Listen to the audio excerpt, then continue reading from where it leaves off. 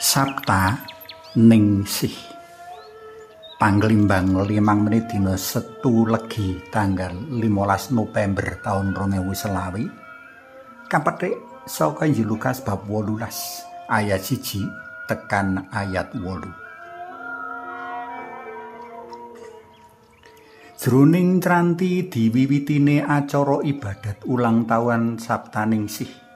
Aku ngrungokake sharing pengalaman imane Mbak Weni lan Mas Agus, wong tuane Ningsih sakloron. Kula jan bersyukur sanget kagaduhan momongan genduk Ningsih niki.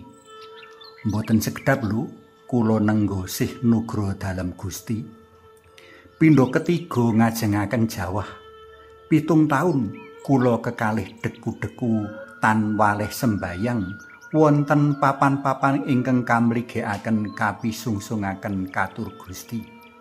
Kadosta Sendang Sono, Candhi Ganjuran, Sumur Kitiran Kencana, Guwa Lawangsih, Guwa Tritis, Guwa Sriningsih, ugi Guwa Jatiningrum Curah Jati mrika. Pramila kangge nandhani laminipun anggen kula kekalih manter lan panteng ndedonga. Si genduk lajeng kula sukani tetenger Sabta Ningsih. Tegesipun sih nugra dalem Gusti ingkang rumentah sak sampunipun Cranti 7 taun. Pengalaman cecala bali kemliwering pikiranku rikala nglelimbang waosan dina iki. Ana pengalaman kang memper antara pengalamane si Warondo miskin karo pengalamane Mbak Weni lan Mas Agus.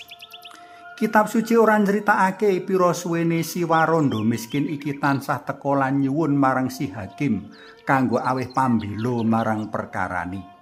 Manut panemuku, ora sedhela uga ora gampang. Mbok menawa nganti pirang-pirang sasi, kepara malah nganti pirang-pirang taun. Nanging kaya dene Mbak Weni lan Mas Agus percaya mringsih kawelasan dalem Gusti lan ora kendhu ing upaya. Semono uga si Warondo miskin uga banget percaya mring kinabuli kekarepane. Ora kaceritakake uga maneka pepalang kang kaadepi dening si Warondo miskin saksuwene kupiyong ngrampungake perkarane. Ndak bayangake kaya ngapa dheweke disepelekake lan antuk tanggapan sinis kang banget ora ngepenakake.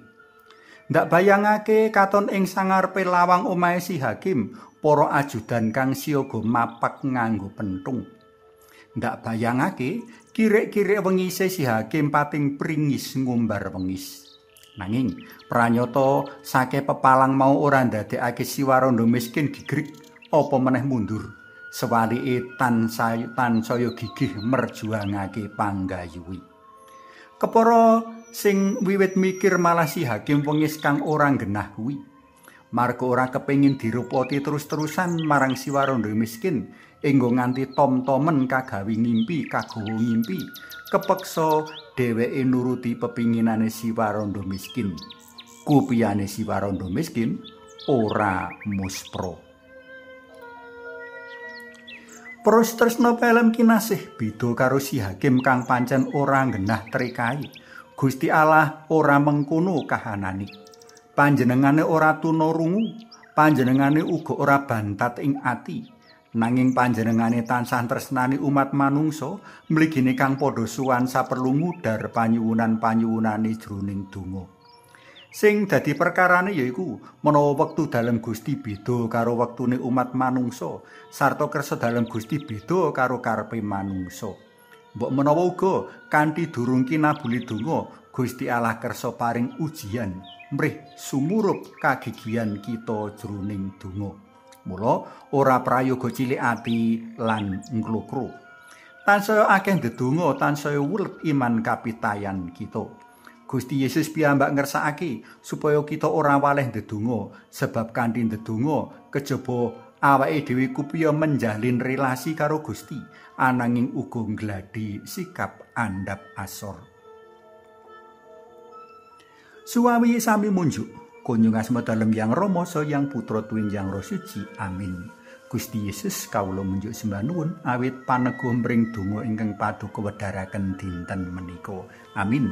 Kunjung kasmoda lemyang Rama sayang Putra tuwinjang Roh Suci. Amin.